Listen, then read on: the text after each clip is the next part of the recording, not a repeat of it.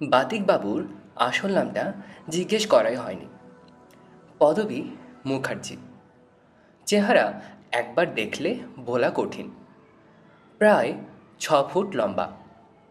শরীরে চর্বির লেশ মাত্র নেই। পিঠটা ধনুকের মতো পাকা। হাতে পায়ে গলায় কপালে অজস্র শিরা উপশিরা চামড়া ঠেলে বাহিরে বেরিয়ে আসতে চাইছে। টেনিস কলারওয়ালা সাদা শার্ট, কালো ফ্যানেলের প্যান্ট, সাদা মোজা, সাদা কেটস। দার্জিলিংয়ের গ্রীষ্মকালে এই ছিল তার মার্কামারা পোশাক। এছাড়া তার হাতে থাকত মজবুত লাঠি। বনবাদারে এবড়ো খেবড়ো জমিতে ঘোরা অভ্যাস বলেই হয়তো লাঠিটা প্রয়োজন হতো। আমার সঙ্গে বাতিকবাবুর আলাপ 10 বছর আগে। কলকাতায় ব্যাংকে চাকরি করি। দিন দশেকের ছুটি জমেছে। বৈশাখের মাঝামাঝি গিয়ে হাজির হলাম আমার প্রিয় দার্জিলিং শহরে। আর প্রথম দিনই দর্শন পেলাম বাতিকবাবুর। কি করে হলো সেটা বলি। চা খেয়ে হোটেল থেকে বেরিয়েছি বিকেল 4:30টায়। দুপুরে এক পশলা বৃষ্টি হয়ে গেছে। আবার কখন হবে বলা যায় না, তাই রেনকোটটা গায়ে দিয়েই বেরিয়েছি। দার্জিলিংয়ের সবচেয়ে মনোরম, সবচেয়ে নিরিবিলি রাস্তা জলাপাহাড় রোড দিয়ে হাঁটতে হাঁটতে হঠাৎ দেখি হাত পঞ্চাশেক দূরে একটা মোড়ের মাথায় একটি লোক রাস্তার একপাশে দাঁড়িয়ে হাতে লাঠির উপর ভর করে সামনের দিকে ঝুঁকে পড়ে ভারী মনোযোগ দিয়ে কী যেন দেখছেন। দৃশ্যটা তেমন কিছু অস্বাভাবিক বলে মনে হলো না।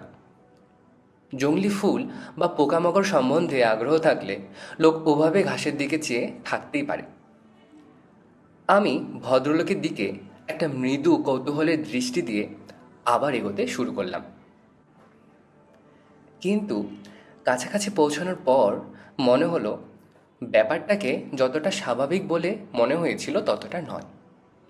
অবাক লাগলো ভদ্রলোকের একাগ্রতা দেখে। আমি 5 হাত দূর দাঁড়িয়ে তার হাবভাব লক্ষ্য করছি, অথচ উনি আমাকে সম্পূর্ণ অগ্রাহ্য করে সেই একইভাবে সামনে ঝুঁকে ঘাসের দিকে চেয়ে আছেন। শেষটায় বাঙালি বুঝে একটা প্রশ্ন না করে পারলাম না, কিছু হারালেন নাকি? কোনো উত্তর নেই। লোকটা কি কালা? আমার কৌতূহল বাড়ল। ঘটনার শেষ না দেখে যাব না। একটা সিগারেট ধরালাম। মিনিট 3 পরে ভদ্রলোকের অনড় দেহে যেন প্রাণ সঞ্চার হলো। তিনি আরও খানিকটা ঝুঁকে পড়ে তার ডান হাতটা ঘাসের দিকে বাড়ালেন। ঘন ঘাসের ভিতর তার হাতের আঙ্গুলগুলো প্রবেশ করলো। তারপর হাতটা উঠে এলো। বুড়ো আঙ্গুল আর তর্জনের মধ্যে একটা ছোট্ট গোল চাকতি। ভালো করে দেখে বুঝলাম সেটা একটা বোতাম, প্রায় একটা আদুলির মতো বড়, সম্ভবত কোটের বোতাম। ভদ্রলোক বোতামটা চোখের সামনে এনে প্রায় মিনিট খানেক ধরে সেটাকে ঘুরিয়ে ফিরিয়ে দেখে জিভ দিয়ে 4 বার ছিকছিক করে আক্ষেপে শব্দ করে সেটাকে শার্টের বুক পকেটে পুরে আমাকে সম্পূর্ণ অগ্রাহ্য করেই মেলের দিকে চলে গেলেন। সন্ধ্যাবেলা ফেরার পথে মেলের মুখে ফোয়ারার ধারে দার্জিলিংয়ের পুরনো বাসিন্দা ডাক্তার ভৌমিকের সঙ্গে দেখা হলো। ইনি কলেজে বাবার সহপাঠী ছিলেন, আমাকে যথেষ্ট স্নেহ করেন। তাকে আজ বিকেলের ঘটনাটা না বলে পারলাম না। ভৌমিক শুনে টুনে বললেন, চেহারার হাবভাবের বর্ণনা থেকে তো বাতিকবাবু মনে হচ্ছে। বাতিকবাবু? Sad case. আসল নামটাই ঠিক মনে নেই। পদবী মুখার্জি। বছর 5 হলো দার্জিলিংয়ে রয়েছে। গ্রিডলেস ব্যাংকের কাছেই একটা বাড়িতে ঘর ভাড়া নিয়ে থাকে। কটকের র্যাভেনশা কলেজে ফিজিক্স পড়াতো। জার্মান বিশ্ববিদ্যালয়ে ডিগ্রি আছে। শুনেছি ব্রিলিয়ান্ট ছাত্র ছিল। চাকরি বাকরি ছেড়ে এখানে চলে এসেছে। পৈতৃক সম্পত্তি কিছু আছে বোধহয়। আপনার সঙ্গে আলাপ আছে? গোড়ার দিকে একবার আমার কাছে এসেছিল। রাস্তায় হোঁচট খেয়ে পড়ে গিয়ে হাঁটুতে সেপটিক হবার জোগাড় সারিয়ে দিয়েছিলাম। কিন্তু বাতিকবাবু নামটা? ভৌমিক হো হো করে হেসে উঠলেন। সেটা হয়েছে ওর এক উদ্ভট শখের জন্য। অবশ্যই নামকরণটা কে করেছে বলা শক্ত। শখটা কি? তুমি তো নিজের চোখে দেখলে। রাস্তা থেকে একটা বোতাম তুলে পকেটে নিয়ে নিল। ওটাই ওর শখ বা হবি। যেখান সেখান থেকে জিনিস তুলে নিয়ে এসে সযত্নে রেখে দেয়, যেন কোনো জিনিস। কেন জানি না, আমার লোকটা সম্বন্ধে কৌতূহল বাড়ছিল। ডাক্তার ভৌমিক বললেন, আমরা বলবো যে কোনো জিনিস, কিন্তু ভদ্রলোক ক্লেম করবেন সেগুলো অত্যন্ত প্রেশাস, কারণ সেসব জিনিসের সঙ্গে নাকি এক একটা ঘটনা জড়িয়ে আছে। কিন্তু সেটা উনি জানেন কি করে?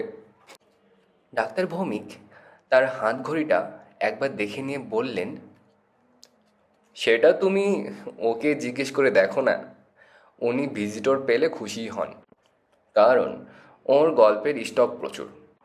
ওর কালেকশনের প্রত্যেকটি জিনিসকে নিয়ে এক একটি গল্প তো ওয়াইল্ড ননসেন্স বলা বাহুল্য, তবে উনি সেগুলি বলতে পারলে খুশিই হন। অবশ্যই তুমি শুনে খুশি হবে কি না সেটা আলাদা কথা। পরদিন সকালে ব্রেকফাস্ট খেয়ে বেরিয়ে পড়লাম। ব্রিডলেজ ব্যাংকের কাছে বাতিকবাবুর বাড়ি চিনে বের করতে বিশেষ অসুবিধা হলো না, কারণ পাড়ার সকলেই ভদ্রলোককে চেনে।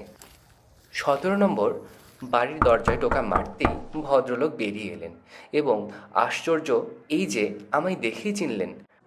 কাল আপনি আমাকে একটা কথা জিজ্ঞেস করলেন, কিন্তু আমার তখন উত্তর দেবার অবস্থা ছিল না। ওই সময়টা কনসেন্ট্রেশন নষ্ট হতে দিলেই সর্বনাশ। আসুন, ভেতরে আসুন। ঘরে ঢুকেই প্রথমে চোখে পড়ল আলমারি। বাঁ দিকের দেয়ালের অর্ধেকটাংশ জুড়ে একটা কাঁচে ঢাকা আলমারির প্রতিটি তাকে পাশাপাশি রাখা অতি সব সাধারণ জিনিস, যেগুলোর একটার সঙ্গে আরেকটার কোনো সম্পর্ক নেই। একবার চোখ বুলিয়ে একটা শেলফে পাশাপাশি চোখে পড়ল একটা গাছের শেকড়, একটা মরচে ধরা তালা, অধিকারের গোল্ড ফ্লেকের টিন, একটা উল বোনা কাঁটা, একটা জুতোর বুরশ, একটা টর্চ লাইটের ব্যাটারি। আমি অবাক হয়ে এসব দেখছি, এমন সময় ভদ্রলোক বললেন, ওগুলো দেখে আপনি বিশেষ আনন্দ পাবেন না, কারণ ওসব জিনিসের মূল্য কেবল আমিই জানি। আমি বললাম, শুনেছি এসব জিনিসের সঙ্গে নাকি এক একটা বিশেষ ঘটনার সম্পর্ক রয়েছে। আছে বই কি, কিন্তু সেরকম তো সব জিনিসের সঙ্গেই থাকে। যেমন আপনি যে ঘড়িটা হাতে পড়েছেন। ভদ্রলোক হাত তুলে আমার কথা বন্ধ করে দিয়ে বললেন, ঘটনা জড়িয়ে থাকে অবশ্যই, কিন্তু সব জিনিসের ওপর সে ঘটনার ছাপ থেকে যায় না। কিঞ্চিৎ কদাচিৎ এক একটা জিনিস মেলে যার মধ্যে সে ছাপটা থাকে। এই যেমন কালকের এই বোতামটা। ঘরের ডান দিকে একটা রাইটিং ডেস্কের ওপর বোতামটা রাখা ছিল। ভদ্রলোক সেটা আমার দিকে এগিয়ে দিলেন। খয়েরি রঙের কোটের বোতাম। তার মধ্যে কোনো রকম বিশেষত্ব আমার চোখে পড়ল না। কিছু বুঝতে পারছেন? বাধ্য হয়ে না বলতে হলো। বাতিকবাবু বললেন, এই বোতাম একটি সাহেবের কোট থেকে এসেছে। ঘোড়ার পিঠে চড়ে জলাপা রোড দিয়ে যাচ্ছিলেন। বয়স 60-এর কাছাকাছি। রাইডিংয়ের পোশাক পরা, সবল সুস্থ মিলিটারি চেহারা। যেখানে বোতামটা পেলুম সেইখানটায় এসে ভদ্রলোকের স্ট্রোক হয়। ঘোড়া থেকে পড়ে যান। দুজন পথচারী দেখতে পেয়ে তার দিকে ছুটে আসে, কিন্তু তিনি অলরেডি ডেড। ঘোড়া থেকে পড়ার সময়ই বোতামটা কোট থেকে ছিঁড়ে রাস্তার ধারে পড়ে যায়। এসব আপনি দেখতে পান? ভিমিডলি। যত বেশি মনোসংযোগ করা যায় তত বেশি দেখি। কখন দেখেন? এই জাতীয় বিশেষ গুণসম্পন্ন কোনো বস্তুর কাছে এলেই আমি প্রথমে একটা মাথার যন্ত্রণা অনুভব করি। তারপর দৃষ্টি ঝাপসা হয়ে আসে। মনে হয় পড়ে যাব, সাপোর্ট দরকার। কিন্তু তারপরেই দৃষ্টি দেখা শুরু হয়। আর পাও স্টেডি হয়ে যায়। এই এক্সপিরিয়েন্সের ফলে আমার শরীরে টেম্পারেচার বেড়ে যায় প্রতিবার। কাল প্রায় রাত 8টা পর্যন্ত 102 জ্বর ছিল। অবশ্যই জ্বরটা বেশিক্ষণ থাকে না। এখন আমি পুরোপুরি সুস্থ। ব্যাপারটা আজগুবি মনে হলেও আমার কাছে মজা লাগছিল। বললাম, আরও দুটো উদাহরণ দিতে পারেন? বাতিকবাবু বললেন, আলমারি ভর্তি উদাহরণ। ওই যে খাতা দেখছেন, ওতে প্রত্যেকটি ঘটনার পুঙ্খানুপুঙ্খ বিবরণ আছে। আপনি কোনটা জানতে চান বলুন। আমি কিছু বলার আগে ভদ্রলোক আলমারি কাঁচ সরিয়ে তাক থেকে দুটো জিনিস বার করে টেবিলের ওপর রাখলেন। একটা বহু পুরনো চামড়ার দস্তানা, আর একটা চশমার কাঁচ। এই যে দস্তানাটা দেখছেন, বাতিকবাবু বললেন, এটা আমার প্রথম পাওয়া জিনিস, অর্থাৎ আমার সংগ্রহে প্রথম আইটেম। এটা পাই সুইজারল্যান্ডের লুশন শহরের বাহিরে একটা বনের মধ্যে। তখন আমার মার্কবুকে পড়া শেষ হয়েছে। আমি ফেরার আগে একটু কন্টিনেন্টটা ঘুরে দেখছি। লুসার্নে প্রাতভ্রমণে বেরিয়েছি। নির্জন বনের মধ্য দিয়ে রাস্তা। একটু বিশ্রাম নেব বলে একটা বেঞ্চিতে বসেছি। এমন সময় পাশেই একটা গাছের গুড়ির ধারে ঘাসের ভিতর দস্তানার বুড়ো আঙুলটা চোখে পড়তেই মাথা ধপধপ করতে আরম্ভ করলো। একটা সুবেশ সম্ভ্রান্ত ভদ্রলোক, মুখে লম্বা বাঁকানো সুইচ পাইপ, দস্তানা পরা হাতে ছড়ি দিয়ে হেঁটে চলেছেন রাস্তা দিয়ে। আচমকা ঝোপের পেছন থেকে দুজন লোক বেরিয়ে এসে তাকে আক্রমণ করলো। লোকটা মরিয়া হয়ে হাত পা ছুড়লেন।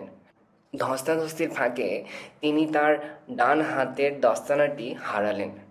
দুর্বৃত্তেরা তার উপর ঝাঁপিয়ে পড়ে তাকে নির্মমভাবে হত্যা করে। তার কোটের পকেট থেকে টাকা কড়ি ও হাত থেকে সোনার আংটি নিয়ে পালালো। সত্যি এরকম কোনো ঘটনা ঘটেছিল কি? আমি 3 দিন হাসপাতালে ছিলাম। জ্বর, ডিলেরিয়া, আরও অনেক কিছু। ডাক্তার স্টাইনটাস রোগ ধরতেই পারেননি। তারপর আপনি সেরে উঠে হাসপাতাল থেকে বেরিয়ে এসে অনুসন্ধান আরম্ভ করি। 2 বছর আগে ওই বনে, ঠিক ওই জায়গায়, কাউন্ট ফার্ডিনান্ড মুসাব বলে একজন ধনী ব্যক্তি ছিল। ওইভাবেই খুন হয়। তার ছেলে দস্তানাটা চিনতে পারে। ভদ্রলোক এমন সহজভাবে ঘটনা বলে গেলেন যে তার কথা অবিশ্বাস করতে ইচ্ছে করছিল না। বললাম, আপনি সেই তখন থেকেই আপনার সংগ্রহ শুরু করেন? বাতিকবাবু বললেন, এই দস্তানা পাওয়ার প্রায় 10 বছর আর ও ধরনের কোনো অভিজ্ঞতা হয়নি। ততদিনে আমি দেশে ফিরে কটকের কলেজে প্রফেসরে আরম্ভ করেছি। ছুটিতে এখানে ওখানে বেড়াতে যেতাম। একবার ওয়ালডেয়ারে গিয়ে দ্বিতীয় অভিজ্ঞতাটা হয়। সমুদ্রের তীরে একটা পাথরের খাঁজে এই চশমার কাঁচটা পাই। দেখতেই পাচ্ছেন, প্লাস পাওয়ারের কাঁচ। একটি মাদ্রাজি ভদ্রলোক চশমা খুলে রেখে জলে নেমেছিলেন স্নান করতে। তিনি আর জল থেকে ফেরেননি। পায়ে ক্রাম্প ধরার ফলে তার শরীর সমাধি হয়। জলের ভেতর থেকে হাত তুলে হেল্প হেল্প চিৎকার। ভারী মর্মান্তিক। তাঁরই চশমার এই কাঁচটি 4 বছর পরে আমি পাই। এটাও যে সত্যি ঘটনা সেটা আমি যাচাই করে জেনেছি। Well known Downing case. মৃত ব্যক্তি কোয়েম্বাটোরে থাকতেন। নাম শিবরাম। ভদ্রলোক দস্তানা ও চশমার কাঁচ যথাস্থানে রেখে আবার জায়গায় এসে বসলেন। আমার এই আলমারিতে কতগুলো জিনিস আছে জানেন? 172টা। আমার 30 বছরের সংগ্রহ। বলুন তো, এরকম সংগ্রহের কথা আর শুনেছেন কি? আমি মাথা নেড়ে বললাম, আপনার এই হবিটি যে একেবারে ইউনিক সে বিষয়ে কোনো সন্দেহ নেই, কিন্তু আপনার প্রত্যেকটি জিনিসের সঙ্গে কি মৃত্যুর একটা সম্পর্ক রয়েছে? ভদ্রলোক গভীরভাবে বললেন, তাই তো দেখছি, শুধু মৃত্যু নয়, আকস্মিক অস্বাভাবিক মৃত্যু, খুন, আত্মহত্যা, অপঘাত মৃত্যু, হঠাৎ হৃদযন্ত্রের ক্রিয়া বন্ধ হয়ে যাওয়া, এ জাতীয় ঘটনার সঙ্গে যোগ থাকলে তবেই এক একটা জিনিস আমার মধ্যে এই বিশেষ প্রতিক্রিয়া সৃষ্টি করে। এগুলোর সবই কি রাস্তায় বা মাঠে ঘাটে পাওয়া? অধিকাংশই। আর বাকিগুলো পাওয়া চোর বাজারে, নিলামে, কিউরিওর দোকানে। এই যে কার্ড গ্লাসের সুরা পাত্রটি দেখছেন, এটা পাই কলকাতার রাসেল স্ট্রিটের একটা নিলামের দোকানে। এই পাত্রতে ব্র্যান্ডির সঙ্গে বিষ মিশিয়ে দেওয়ার ফলে ঊনবিংশ শতাব্দীতে একটি বিলাসবপু সাহেবের মৃত্যু হয় কলকাতা শহরে। আমি কিছুক্ষণ থেকেই আলমারি জিনিসপত্র ছেড়ে লোকের নিজের চেহারার দিকে মনোযোগ দিচ্ছিলাম। অনেক লক্ষ্য করেও তার মধ্যে ভণ্ডামির কোনো চিহ্ন ধরা পড়ল না। পাগলামির কোনো লক্ষণ রয়েছে কি? মনে তো হয় না। চোখে উদাস ভাবটা যেমন পাগলাদের মধ্যে সম্ভব, তেমনি কবি, ভাবুক বা সাধকের মধ্যেও সম্ভব। আমি আর বেশিক্ষণ বসলাম না। বিদায় নিয়ে চোখ কাঠ ফেরাবার সময় ভদ্রলোক বললেন, আবার আসবেন, আপনাদের মতো লোকের জন্য আমার দরজা সবসময় খোলা। কোথায় উঠেছেন আপনি? Alice villa hotel. ও, তাহলে তো 10 মিনিটের হাঁটা পথ। বেশ ভালো লাগলো আপনার সঙ্গ। কোনো কোনো লোককে আদৌ বরদাস্ত করতে পারিনি। আপনাকে সহৃদয় সমজদার বলে মনে হয়। বিকেলে ডাক্তার ভৌমিক চায়ে বলেছিলেন। আমি ছাড়া নিমন্ত্রিত আরও 2টি ভদ্রলোক। চায়ের সঙ্গে চানাচুর আর কেক খেতে খেতে বাতিকবাবুর প্রসঙ্গটা না তুলে পারলাম না। ভৌমিক বললেন, কতক্ষণ ছিলে? ঘণ্টাখানেক। ওরে বাবা! ডাক্তার ভৌমিকের চোখ কপালে। 1 ঘন্টা ধরে ওই বুজরুকের কচকচে শুনলে? আমি মৃদু হেসে বললাম, বাহিরে যা প্যাচপ্যাচে বৃষ্টি, সৎসন্ধে বেরোনোর তো উপায় নেই। আর হোটেলের ঘরে বন্দি হয়ে থাকার চেয়ে ওর গল্প শোনা বোধহয় ভালো। কার কথা হচ্ছে শুনি? প্রশ্নটা এলো একটি বছর 40-এর ভদ্রলোকের কাছ থেকে। মিস্টার খাস্তকির বলে পরিচয় করে দিয়েছেন ডাক্তার ভৌমিক। বাতিকবাবুর বাতিকের বর্ণনা শুনে খাস্তগির একটা ব্যাঁকা হাসি হেসে বললেন, এমন লোককে এখানে আস্তানা গাড়তে দিয়ে দার্জিলিংয়ের বায়ু দূষিত করছেন কেন, ডাক্তার ভৌমিক? ডাক্তার ভৌমিক হালকা হেসে বললেন, এত বড় শহরের বায়ু দূষিত করার ক্ষমতা কি লোকটার আছে? বোধ হয় না। মিস্টার নস্কর নামক তৃতীয় ভদ্রলোকটি ভারতবর্ষে বুজরুকদের কুপ্রভাব সম্বন্ধে একটা ছোটোখাটো বক্তৃতাই দিয়েছিলেন। শেষকালে আমি বলতে বাধ্য হলাম যে বাতিকবাবু যেহেতু নেহাতি নিঃসঙ্গ জীবনযাপন করেন, তাঁর বুজরুকের প্রভাব আর 5 জনের উপর পড়ার সম্ভাবনা খুবই কম। ভৌমিক দার্জিলিংয়ে রয়েছেন প্রায় 30 বৎসর। খাস্তগির অনেক দিনের বাসিন্দা। শেষ পর্যন্ত এদের দুজনকে উদ্দেশ্য করে একটা প্রশ্ন না করে পারলাম না। আচ্ছা, জলাপাহাড় রোডে কোনো অশ্বারোহী সাহেব হার্টফেল করে মারা যায়, এমন কোনো ঘটনা জানা আছে আপনাদের? কে, মেজর ব্র্যাডলে? প্রশ্ন করলেন ডাক্তার ভৌমিক। সে তো বছর আসতে ঘটনা। স্ট্রোক হয়েছিল, সম্ভবত জলাপাহাড় রোডেই।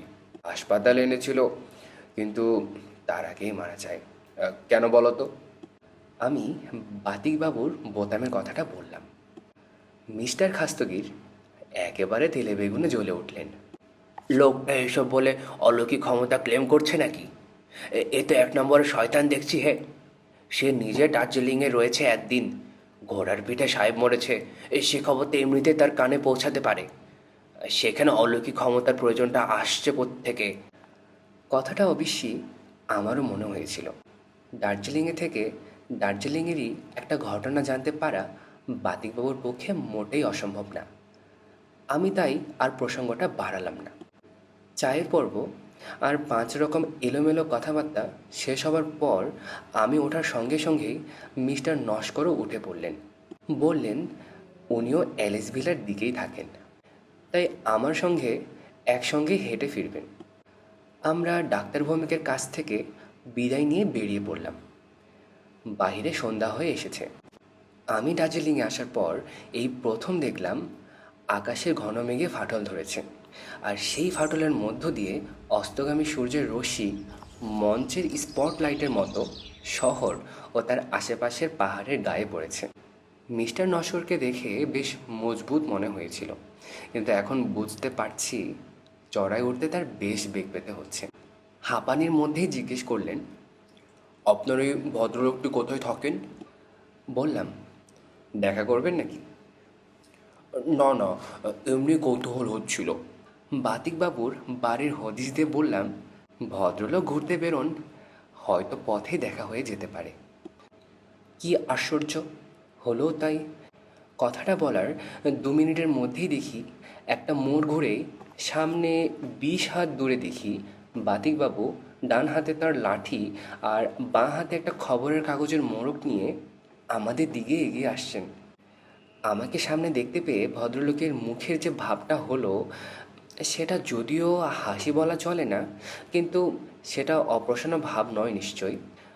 বললেন, বাড়িতে ইলেকট্রিসিটি ফেল হয়েছে ভাই, তাই মোমবাতি কিনে নিয়ে যাচ্ছি। ভদ্রতার খাতিরে মিস্টার নস্করের সঙ্গে আলাপ না করে পারলাম না। Mister Naskar, mister Mukherjee. নস্কর দেখলাম সাহেবী মেজাজের লোক।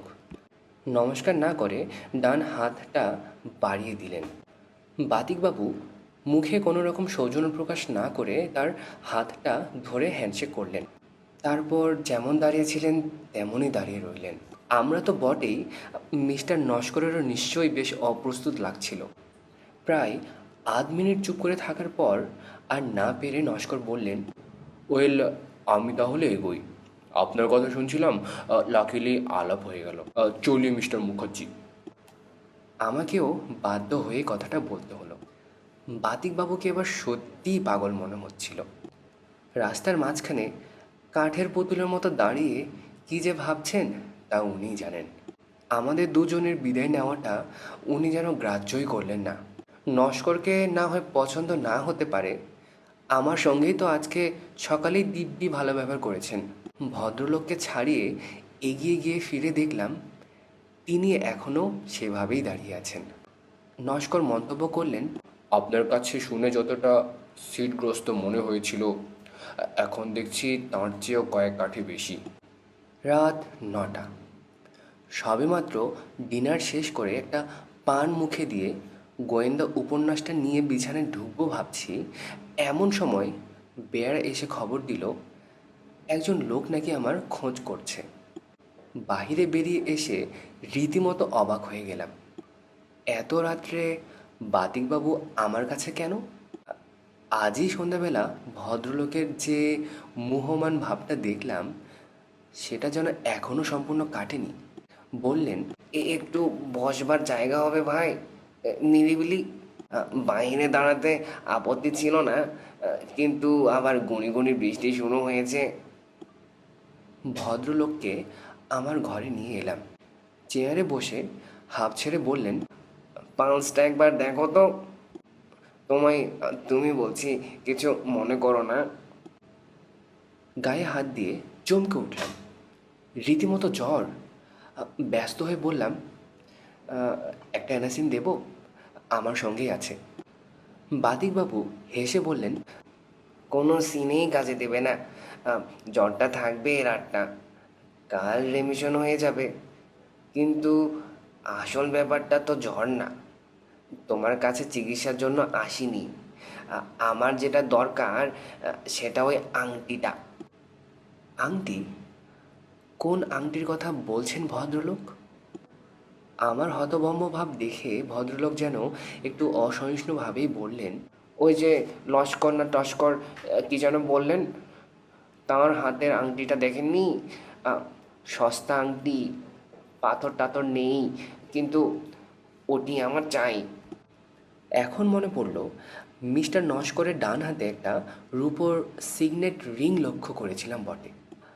বাতিকবাবু বলে চললেন, হ্যান্ডশেকের সময় হাতের তালুয় থেকে গেল আংটিটা। মনে হলো শরীরের ভেতরে একটা এক্সপ্লোশন হয়ে গেল। তারপর যা হয় তাই, রাস্তার মাঝখানে হতভম্ব হয়ে দাঁড়িয়ে ঘটনাটা দেখতে আরম্ভ করেছিলাম। এমন সময় উল্টো দিক থেকে একটা জিপ এসে দিল সব মাটি করে। তার মানে ঘটনাটা আপনার দেখা হয়নি? যদ্দূর দেখেছি তাতেই যথেষ্ট। খুনের ব্যাপার, আততায়ীর মুখ দেখিনি। আংটি সমেত হাতটা এগিয়ে যাচ্ছে একটা লোকের গলার দিকে। ভিকটিম অবাঙালি, মাথায় রাজস্থানী টুপি, চোখে সোনার চশমা, চোখ বিস্ফারিত, চেঁচাবে বলে মুখ খুলেছে। তলার পাটির একটা দাঁত সোনা দিয়ে বাঁধানো। ব্যাস, এ পর্যন্তই। ও আংটি আমার চাই। আমি কয়েক মুহূর্ত বাতিকবাবুর দিকে চেয়ে থেকে বাধ্য হয়ে বললাম, দেখুন মিস্টার মুখার্জি, আংটি যদি আপনার প্রয়োজন হয় তো আপনি নিজেই মিস্টার নস্করের কাছে চেয়ে দেখুন না। আমার সঙ্গে তার আলাপ সামান্যই। আর যতদূর বুঝেছি তিনি আপনার হবির ব্যাপারটা তেমন সহানুভূতির দৃষ্টিতে দেখেন না। তাহলে আমি যে কি লাভ বলো? তার যে বরং। ভেরি সরি মিস্টার মুখার্জি, আমি ভদ্রলোককে বাধা দিয়ে স্পষ্ট কথাটা না বলে পারলাম না। দেখুন, আমি চাইলে কোনো ফল হবে বলে মনে হয় না। এসব আংটি টাংটির প্রতি এক এক সময় মানুষের কীরকম মমতা থাকে সেটা তো আপনি জানেন। উনি যদি জিনিসটা ব্যবহার না করতেন তাহলে তবু। ভদ্রলোক আর বসলেন না। একটা দীর্ঘশ্বাস ফেলে চেয়ার ছেড়ে উঠে এই টিপ টিপ বৃষ্টির মধ্যেই অন্ধকারে বেরিয়ে পড়লেন। আমি মনে মনে বললাম, ভদ্রলোকের আবদারটা একটু বেয়াড়া রকমের। রাস্তা থেকে জিনিস কুড়িয়ে নেওয়া একটা সামান্য ব্যাপার, কিন্তু লোকের ব্যক্তিগত জিনিস নিয়ে তার কালেকশন বাড়ানোর প্রয়াসটা অন্যায় প্রয়াস। এ ব্যাপারে কেউই তাকে সাহায্য করতো না। আমি বা করি কী করে? আর নস্কর এমনিতেই বেশ কাঠখট্ট লোক, তার কাছে ওই আংটি পাবার আশা করাটাই ভুল। পরদিন সকালে মেঘ কেটে গিয়ে দিন ফর্সা হয়েছে দেখে চা খেয়ে বার ছেলের উদ্দেশ্যে হাঁটতে বেরিয়ে পড়লাম। খটখটে দিন, মেল, লোকে লোকারণ্য, ভিড়ের মধ্য দিয়ে ঘোড়া ও চেঞ্জারদের সঙ্গে কলিশন বাঁচিয়ে ক্রমে গিয়ে পড়লাম অবজারভেটরি হিলের পশ্চিম দিকে অপেক্ষাকৃত জনবিরল রাস্তায়। কাল রাত থেকেই মাঝে মাঝে বাতিকবাবুর করুণ মুখটা চোখের সামনে ভেসে উঠছিল। আর মনে মনে একটা ইচ্ছে ডানা বাঁধছিল, যদি ঘটনাচক্রে নস্করের সঙ্গে দেখা হয়ে যায় তাহলে একবার আংটিটার কথাটা বলে দেখব। হয়তো আংটিটার প্রতি তার তেমন টান নেই, চাইলে দিয়ে দিবেন। সেটা বাতিকবাবুর হাতে তুলে দিতে পারলে তার মুখের ভাব যে কেমন হবে সেটা বেশ বুঝতে পারছিলাম। ছোটবেলায় ডাক টিকিট জমাতাম, কাজেই হবির নেশা যে কী সেটা আমার জানা ছিল। আর বাতিকবাবু লোকটা সাতেও নেই পাঁচেও নেই, নিজের উদ্ভট শখ নিয়েই মেতে আছেন। গায়ে পড়ে কাউকে দলে টানবার চেষ্টা করছেন না। হয়তো জীবনে প্রথম অন্যের একটা জিনিসের প্রতি লোভ দেখাচ্ছেন, তাও সেটা এমন মহামূল্য কিছুই নয়। সত্যি বলতে কি, কাল রাতের পর থেকেই আমার ধারণা হয়েছে যে ভদ্রলোকের অলৌকিক ক্ষমতা টমতা কিছুই নেই। ওর শখের সমস্ত ব্যাপারটাই ওর আধ পাগলামো মনের কল্পনার উপর দাঁড়িয়ে আছে। কিন্তু তাতেই যদি এই নিঃসঙ্গ লোকটি খুশি থাকে তাতে আর কি এসে যাচ্ছে। কিন্তু বার ছেলে রাস্তায় ঘন্টা দুয়েক ঘুরেও নস্করের সঙ্গে দেখা হলো না। মেলে যখন এসে পৌঁছেছি তখন প্রায় 10:30। ভিড় তখনও রয়েছে, কিন্তু যাবার সময় যেমন দেখে গিয়েছি তার চেয়ে যেন একটু তফাৎ। এদিকে ওদিকে ইতস্ত ছড়ানো 10-20 জনের জটলা, এবং সেই জটলার মধ্যে কী নিয়ে যেন উত্তেজিত আলোচনা চলছে।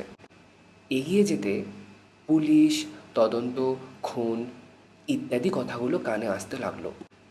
একটি অপরিচিত পৌর বাঙালিকে কাছে পেয়ে জিজ্ঞেস করলাম, কি ব্যাপার মশাই, কিছু হয়েছে টয়েছে নাকি? ভদ্রলোক বললেন, কলকাতা থেকে কি এক সাসপেক্টেড ক্রিমিনাল নাকি এখানে এসে গা ঢাকা দিয়েছিল, তাকে ধাওয়া করে পুলিশ এসেছে, খনা তল্লাশি চলেছে। লোকটার নাম জানেন? আসল নাম জানি না, এখানে নাকি নস্কর বলে পরিচয় দিয়েছে। আমার বুকের ভিতরটা ধড়াস করে উঠল। একটিমাত্র লোকই আসল খবরটা দিতে পারবেন, ডাক্তার ভৌমিক। তার বাড়ি পর্যন্ত আর যেতে হলো না। লেডেনলার রোডে রিস্কার স্ট্যান্ডের কাছে খাস্তগির আর ভৌমিকের সঙ্গে দেখা হয়ে গেল। বললেন, ভাবতে পারো, লোকটা কাল বিকেলে আমার বাড়িতে বসে চা খেয়ে গেল। পেটে একটা পেন হচ্ছে বলে 3 দিন আগে আমার কাছে এসেছিল চিকিৎসার জন্য। আমি ওষুধ দিয়েছি। একা লোক, নতুন এসেছে, তাই তাকে বাড়িতে খেতে ডাকলাম। আর আজ এই ব্যাপার। লোকটা ধরা পড়েছে? উদ্গ্রীবভাবে প্রশ্ন করলাম। এখনো পড়েনি, সকাল থেকে মিসিং। পুলিশ খুঁজে চলেছে, তবে এই শহরেই তো আছে, যাবে আর কোথায়? কি সাংঘাতিক ব্যাপার বলো তো। ভৌমিক আর খাস্তগির চলে গেলেন। বেশ বুঝতে পারছি আমার নাড়ি চঞ্চল হয়ে উঠেছে। শুধু নস্কর ক্রিমিনাল বলে নয়, বাতিকবাবুর আংটির প্রতি লোভের কথা ভেবে। খুনির হাতের আংটি, ভদ্রলোক বলেছিলেন। তাহলে কি সত্যি লোকটার মধ্যে একটা অলৌকিক ক্ষমতা রয়েছে? রাস্তার মাঝখানে দাঁড়িয়ে এইসব কথা ভাবতে ভাবতে ইচ্ছে করলো বাতিকবাবুর সঙ্গে একবার দেখা করি। ভদ্রলোক কি খবরটা পেয়েছেন? একবার খোঁজ করে দেখা দরকার। কিন্তু 17 নম্বর বাড়ির দরজায় বার দিনের টোকা দেওয়ার পরেও কোনো উত্তর পেলাম না। এদিকে আবার মেঘ ঘনে এসেছে। আমি দ্রুত পা চালিয়ে হোটেলে চলে গেলাম। আধ ঘন্টার মধ্যে মুষলধারে বৃষ্টি নামল। ঝলমলে সকালটা এক নিমিষে একটা সুদূর অতীতের ঘটনায় পরিণত হলো। পুলিশ সার্চ চালিয়ে চলেছে। কোথায় গা ঢাকা দিলেন মিস্টার নস্কর? কাকে খুন করলেন ভদ্রলোক? কিভাবে খুন? 3:30টার সময় আমাদের হোটেলের ম্যানেজার মিস্টার সৌধি খবরটা আনলেন। নস্কর যে বাড়িটাই ছিল তার ঠিক পেছনেই পাহাড়ের খাদে 30 হাত নিচে মাথা থ্যাতলানো অবস্থায় নস্করের মৃতদেহ পাওয়া গিয়েছে। আত্মহত্যা, মস্তিষ্ক বিকৃতি, পালাতে গিয়ে পা হড়কে পড়ে যাওয়া ইত্যাদি নানা রকম কারণ অনুমান করা হচ্ছে। ব্যবসাগত ব্যাপারে পার্টনারের সঙ্গে শত্রুতা, সেই থেকে খুন। মৃতদেহ লুকিয়ে ফেলে দার্জিলিংয়ে এসে গা ঢাকা, পুলিশ কর্তৃক কলকাতায় মৃতদেহ আবিষ্কার ইত্যাদি। না, বাতিকবাবুর সঙ্গে একবার দেখা না করলেই না। লোকটাকে আর হেসে উড়িয়ে দেওয়া চলে না। সুইজারল্যান্ড ওয়াল্টারের ঘটনা মন গড়া হতে পারে, দার্জিলিংয়ের ঘটনা দিনে আগে জেনে থাকতে পারেন, কিন্তু নস্কর যে খুনি তিনি সেটা জানলেন কি করে? 5টা নাগাদ বৃষ্টি একটু ধরতেই তার বাড়ি গিয়ে হাজির হলাম। টোকা মারতেই দরজা খুলে গেল। বাতিকবাবু এসে বললেন, এসো ভাইয়া, ভেতরে এসো, তোমারই কথা ভাবছিলাম। ভেতরে ঢুকলাম। সন্ধ্যা হয়ে এসেছে। বাতিকবাবুর টেবিলের উপর টিমটিম করে একটা মোমবাতি জ্বলছে। আজও ইলেকট্রিসিটি আসেনি। ম্লান হাসি হেসে বললেন ভদ্রলোক। আমি বেতের চেয়ারে বসে বললাম, খবর পেয়েছেন? তোমার ওই তস্করের খবর? খবরে আমার আর কি হবে বলো? হ্যাঁ, আমি সবই জানতে পেরেছিলাম, তবে আমি তার কাছে কৃতজ্ঞ। কৃতজ্ঞ? অবাক হয়ে প্রশ্ন করলাম আমি। আমার সংগ্রহে সবচেয়ে মূল্যবান জিনিসটি সে আমাকে দিয়ে গিয়েছে। কি দিয়েছে? আমার গলা শুকনো। ওই দেখো না, টেবিলের ওপর। আবার টেবিলের দিকে চাইতে মোমবাতির পাশেই খোলা খাতার সাদা পাতার ওপর আংটিটা চোখে পড়ল। ঘটনা লিখে রাখছি, আইটেম নাম্বার 173। বাতিকবাবু বললেন। আমার মাথায় একটা প্রশ্ন ঘুরছে। দিয়ে গিয়েছে মানে? কখন দিয়ে গেল? এমনি দেখি দিতে চাই? বাতিকবাবু একটা দীর্ঘশ্বাস ফেললেন। জোর করে নিতে হলো। আমি স্তব্ধ হয়ে বসে আছি। ঘরের ভিতরে একটা টাইম পিস টিক টিক করে বেজে চলেছে। তুমি এসে ভালোই হলো। বাতিকবাবু বললেন। একটা জিনিস তোমাকে দিচ্ছি, সেটা তোমার কাছেই রেখে দিও। চেয়ার ছেড়ে উঠে ঘরের উল্টো দিকে অন্ধকার কোণায় চলে গেলেন। সেখান থেকে একটা খুঁটখুট আওয়াজ এলো, আর তার সঙ্গে তার কথা। এটাও আমার সঙ্গে রাখার উপযুক্ত, কিন্তু এটার প্রভাব আমি সহ্য করতে পারছি না। বারবার জ্বর আসছে, আর একটা ভারী অপ্রীতিকর দৃশ্য আমার চোখের সামনে ভেসে উঠছে। ভদ্রলোক কথা বলতে বলতে অন্ধকার থেকে আলোয় এসে দাঁড়ালেন। তার ডান হাতটা আমার দিকে বাড়িয়ে রয়েছেন তিনি। সেই হাতে ধরা রয়েছে তার অতি পরিচিত লাঠিটা। মোমবাতির সেই ম্লান আলোতেও বুঝতে পারলাম যে লাঠির হাতলের মাথায় যে দাগটা রয়েছে সেটা শুকিয়ে যাওয়া রক্তের দাগ ছাড়া কিছুই না।